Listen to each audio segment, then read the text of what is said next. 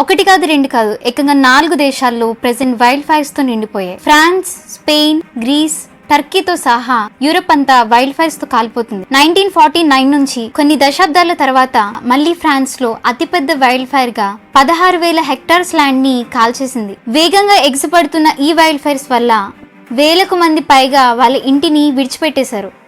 కెనడాలో ఉన్న ఈ వైల్డ్ ఫైర్ అయితే second worst wild fire season గా రికార్డ్ అయింది. అలాగే మొన్నటిదాకా చల్లారిన కాలిఫోర్నియా ఫైర్స్ కూడా మళ్ళీ స్టార్ట్ అయ్యాయి. నిజానికి ప్రతి సంవత్సరం అక్కడక్కడ వైల్డ్ ఫైర్స్ రావడం కామన్, కానీ ఈ సంవత్సరం అయితే సివియర్ గా అన్ని దేశాల్లో వైల్డ్ ఫైర్ స్టార్ట్ అయ్యాయి. ఈ వైల్డ్ ఫైర్స్ కి global warming, high heat temperature వల్లే కారణం అంటున్నారు, కానీ నిజానికి ఇందులో ఒక హిడెన్ ప్రాఫెసీ అనేది ఉంది. ప్రకటన గ్రంథం 8:7 చూస్తే, మొదటి దూత బూర ఊదినప్పుడు రక్తంతో మిళితమైన వడగండ్లను అగ్నియు పుట్టి భూమిపైన పడవేయబడును, అందువలన భూమిలో 3వ భాగం కాలిపోయిను, చెట్లలో 3వ భాగం కాలిపోయిను, పచ్చగడ్డి అంతయు కాలిపోయిను అని ఉంటుంది. ఇప్పుడున్న ఈ వైల్డ్ ఫైర్స్ ఈ ప్రొఫెసీని సూచిస్తుంది. పాపం ఎక్కువవుతుంది కాబట్టి దేవుని ఉగ్రత ఈ వైల్డ్ ఫైర్స్ రూపంలో మనకు కనబడుతుంది. అంత్య దినాల్లో అపాయకరమైన కాలంలో వచ్చును అని బైబిల్ ముందుగానే సెలవిచ్చింది. కాబట్టి మీ విశ్వాసాన్ని కాపాడుకుని రాకడికి సిద్ధపడండి. మన్నాత.